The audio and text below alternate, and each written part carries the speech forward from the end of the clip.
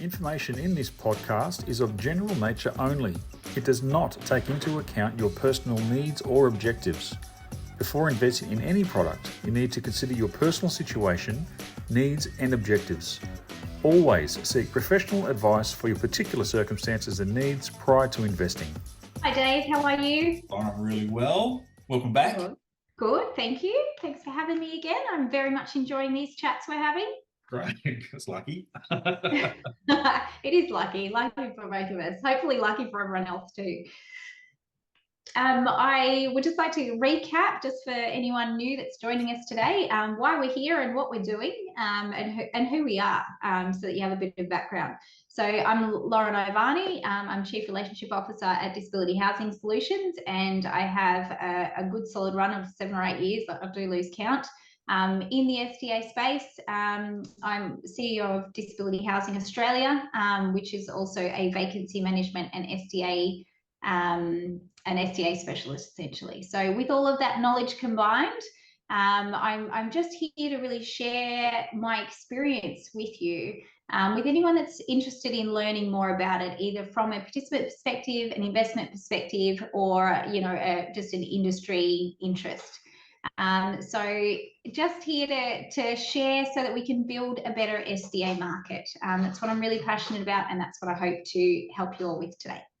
Fantastic. And Dave? My name's David Essler. I've been around the disability SDA space since day one of NDIS. I was in Canberra at the very start talking to the policy writers and legislators, trying to fix the gaps in the policy that initially precluded investors from being able to pull the trigger on an investment and do so with a reduction of risk. It was a very slow start, if you recall. I've got a really strong marketing in property development and marketing and disability construction. So with mine and Lauren's knowledge combined, we're committed in these series of podcasts just to give away some content from the perspective of tenants, from investors, from SIL providers, from all the stakeholders involved in the SDA space. We just want to give this away and, as Lauren said, elevate the standards in the SDA market because we think we can do better. Yeah, absolutely. And we're not Power Rangers, but with our powers combined, I do feel like we're going to change the way. Very clearly your mum. It's been a while since I watched Power Rangers. My little ones now are too young, so hopefully I might skip it. We'll see. All right. So this episode, we want to bust some myths that we see kind of get generated out there in the market.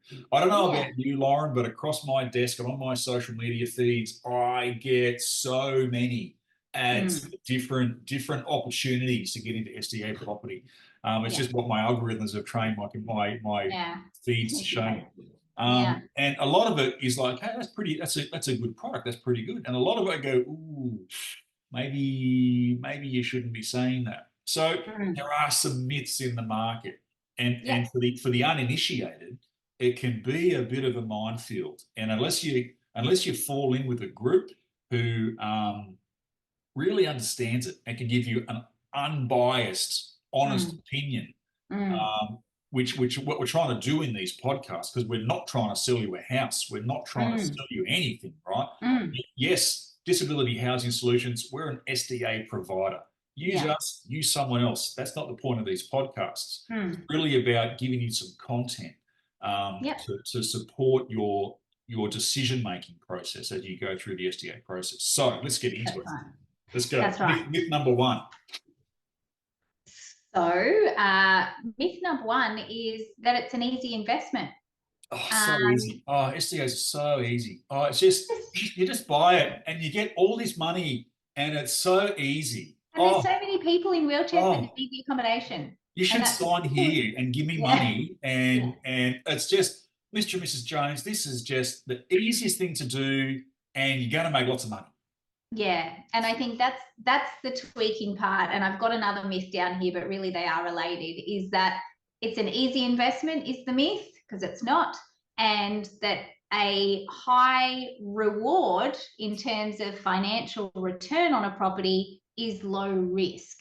So we're gonna come back to that one, and I'll park it. But let's just address that it's an easy investment. It's straightforward. So if that's a myth, why is it not an easy investment? Let's bust it. So the SDA industry is complex. The NDIS is complex. It's growing and changing all the time. It's an insurance scheme, not an investment scheme. It's an insurance scheme. So I think what people don't quite understand is that it's got all these complicated moving parts that have to all fit together, and that can be very time consuming to fit together around people with a disability that are complex and change and all very much individuals that you have to then provide housing for. So it's not just people with a disability automatically get great funding packages and you build a house and they come. That's, I think, what people's hope for it is. That's right. I mean, for anyone, if anyone's ever interacted with something like Centrelink, even, right? If you've had to get a rent assistance, or you've been unemployed for a while, or you've got some payments when you had a kid, or anytime you interact with Centrelink, it's an excruciating, at least in my view, it's an excruciating experience. And how long has Centrelink been around to work out their bugs? Right. You know? But if you're talking about a scheme, and the word scheme is the correct. Sometimes people hear the word scheme, they go, "Oh, it's a scheme." It's the National Disability Insurance Scheme. Anytime you're working with government and they're paying you money, you should just expect a payment process, and this is no different, right? But in order to get to the point where you can even start having conversations about getting money from the government, and that's a whole different can of worms. Part of the complexity, yep. Right, you've got to go through this construction process that has extra bits and pieces involved above and beyond a normal house build. So many of you may have built a house. I've built plenty of houses. Lauren's built houses. It's building a house. Again, it's complex in its own right, but in comparison to building an SDA property, it's a walk in the park. So it really is. So there's layers of complexity around the build and the compliance. There's layers of complexity about getting that property enrolled in the NDIS, where it has to meet all of the compliance and all be proven. And if there's, a bench top that's out by a millimeter or a gradient on your driveway that is too steep, they will make you redo it. So it is very strict compliance that you cannot budge on. And then you've got the tenant side of things. So the tenant's actually getting funding to pay you rent in a house like that is a 6 to 12 month process. It's very complex. And then they might get funding, but it might not suit your house. So that can be a complex process to assess. Then their support funding might not be appropriate for your build type. So they're going to have to look outside of that. So there's so many different layers of that. And you've got to remember that, a lot of SDA participants, some of them will be very independent, manage their own stuff and be great. Other participants are going to have a group of stakeholders around them to help them with this kind of stuff, which means that the communication around this just triples, quadruples, goes to a much bigger cohort of people to help support this person with a disability. So it's very complex, just the tenant funding side of things. And then you've got the claiming. So, like each little individual part of this SDA market has its own group of complexities that all of us, luckily from my perspective, I understand quite a lot of them. A lot of providers understand part of them or, specialize in a certain component of that process. But we all have to work together. And so myth busted, this is not an easy investment by any means. And if you're a first-time investor, education is key. You really need to have realistic expectations that this is not. We're going to get to that. Let me just cut you off. I don't mean to sort of, yuck your yum, but that's a different myth, right? So we're gonna get into it. So I suppose the takeaway for that is it's not easy. It is complicated, but it is doable if you get in with a really good. Couple of the key stakeholders involved in the process will be a really good builder who's done plenty of SDA builds, really important. You'll need a really good SDA provider. Now, Disability Housings, we are an SDA provider. You can look us up. You can use us. We're on the internet, no problem. Or you can find another one. You might want to find, if you're in Melbourne, you might find one in Melbourne, right? But find a good SDA provider. That's right. And then your SDA provider really should have a great network of stakeholders to support how then to market and tenant your property. Okay. Yeah. So not easy, doable. If anyone's trying to sell you a property as an easy process, red flag, maybe ask more questions. Definitely ask more questions. There's no harm in asking more questions, and you're absolutely entitled to when you're making a purchase this large. Okay. I might jump to another myth that we come across fairly often, and this is often coming from somebody who's marketing a property for sale, but isn't necessarily going to be the one managing your property long term. Yep. So what you've got to realize is that there's different groups that are doing different parts of this process for you. You're going to be there along the whole line, but there will be different companies involved in getting that process full circle for you. So the company that's selling you the property. What's the myth first? What's the myth? What's the myth? Oh, sorry.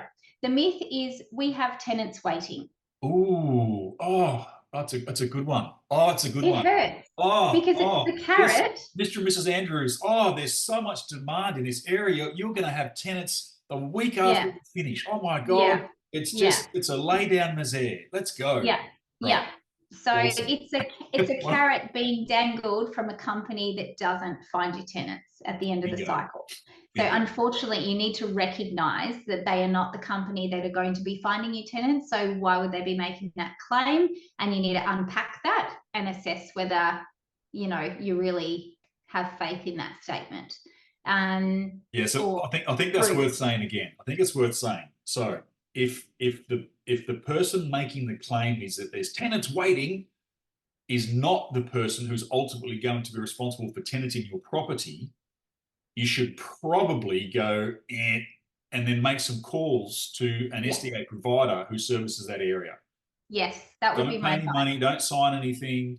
You go, hey, you've said that this I don't know, robust villa, there's a list a mile long of people wanting that. Okay, no problem.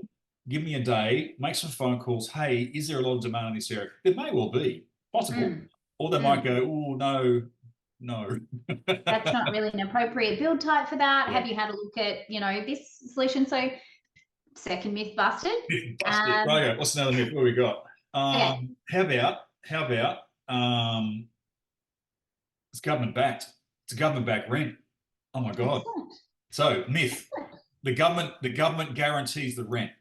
Yes. Okay. So people that are using that terminology are utilizing the government backed to build their credibility. That's not how it is in reality though. So the government are not going to say, oh, you've completed your build and enrolled your product, here's money for it, when there's no tenant in there. So it's not a government rental guarantee, which is what perhaps it might sound like when it's written like that. There is no rental money until you've got a tenant, and that tenant has to be SDA approved with a varying level of funding. That varying level of funding can change depending on the tenant. And that tenant has the choice to move if they don't like it, or if they've chosen your property out of, a shortage of supply in the area, but over that 20-year period, there's much better properties come on board and they might choose to move. So there is no guarantee that they're going to stay. Yeah, so see previous episode about what's important to participants and tenants, right? Because they can move if they don't like the property. That's right. So there's no rental guarantee.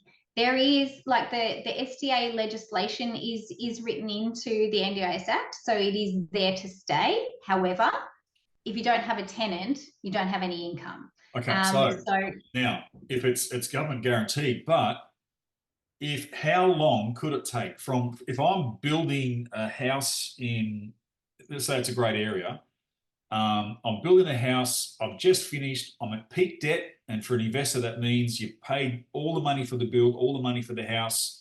If you borrowed $1 million, all $1 million is now deployed, so you're paying interest and principal on $1 million, you're at peak debt. How long could it then take you to still find tenants for that property? Look, if you've built in a good area and a property that actually meets demand, it could be anywhere from a week to 6 months still. And that would be because you're looking for either 1, 2, or 3 residents, and it really does depend on how many residents you've built for, as to how difficult it is to get tenants in. So a single resident property. I think that's just worth pausing, right? So even if you're in a great spot, it could take 6 months, right? If there's a lot of other properties being built and participants are picky and choosy. So if you've got $1 million deployed and you're at peak debt, that's 6.5% interest only. That's $65,000 a year in interest. If you've got to wait 6 months, you're paying $32,500 in interest only. Yeah. Right. So you're up well over $1,000 a week just in interest, not counting any principal that the bank wants at the same time. So do you have $40,000 or $50,000 buffer for a 6-month wait in a good area? What if it's a mediocre area, Lauren? If it's a mediocre area, then you're looking at 6 to 12 months. And that's just the reality. Because of those complexities we talked about before, you're not expecting somebody to walk in the door the day after the keys get handed over.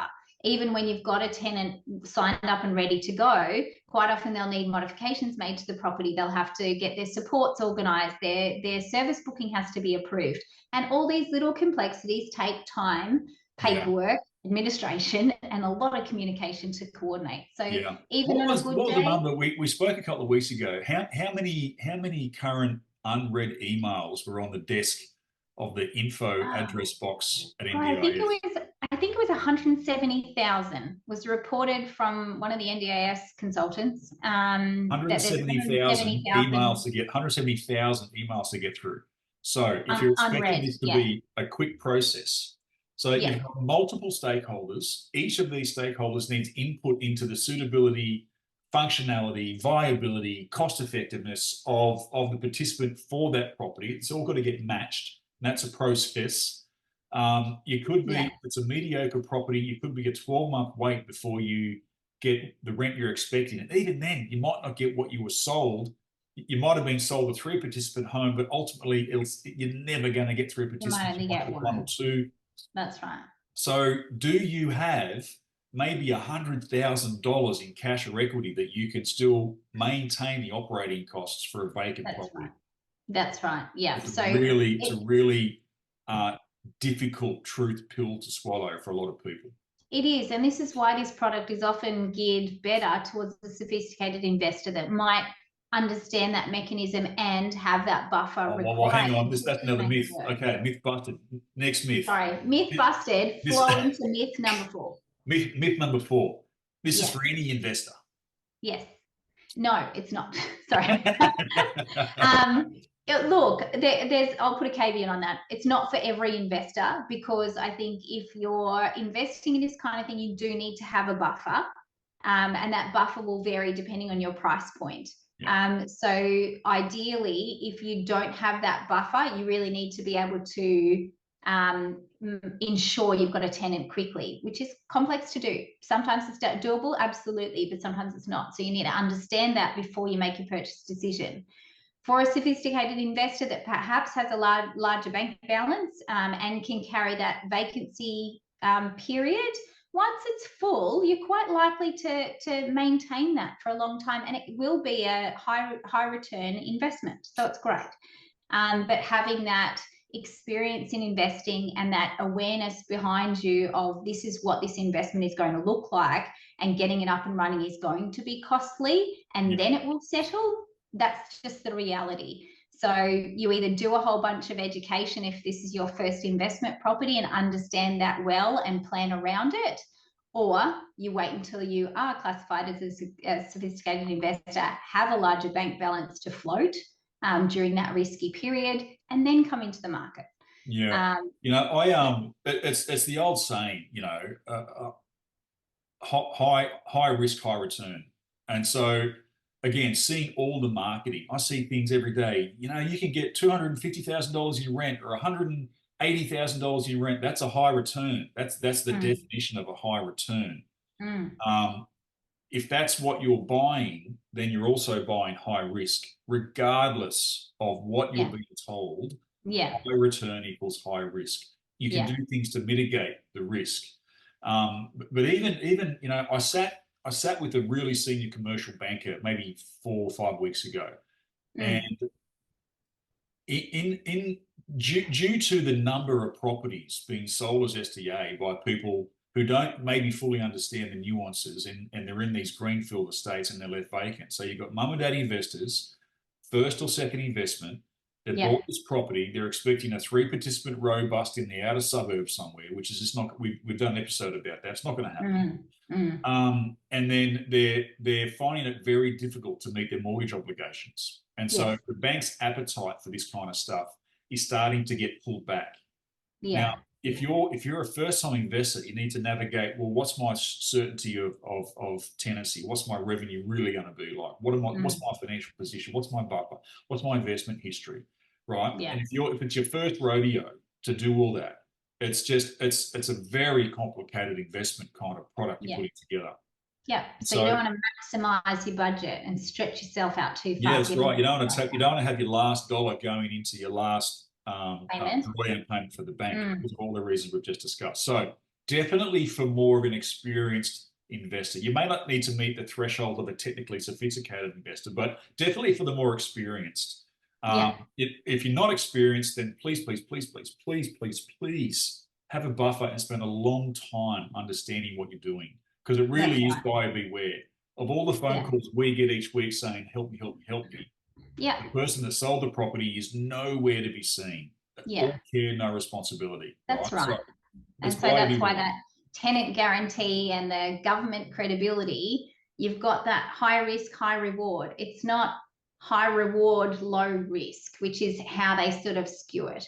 So just be aware of that. It is high reward, absolutely, and we see so many successful developments, but sometimes you got to have a bit of buffer. Weigh out that complexity. I feel like maybe we're casting a lot of shade and it's all doomy and gloomy. There's a lot of successful examples out there, but they're the ones who have done their research. They understand what they're doing. It's not their first rodeo in the investment. Or have had a buffer to be able to ride out that difficult patch and are now smooth sailing. We see that a lot too. Yeah. I would like to address the it's sort of not so much a myth, but more of a miseducation.